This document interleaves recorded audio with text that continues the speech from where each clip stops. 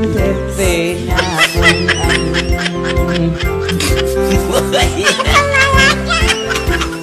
anh đang vâng ai em chúc mừng Tết không có em bên cạnh phụ dù em ơi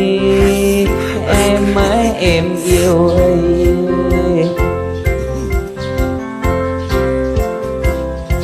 Lúc trước mình sống cùng nhau anh ngồi bên đây còn em người bên kia em ấy bây giờ cũng có rồi em.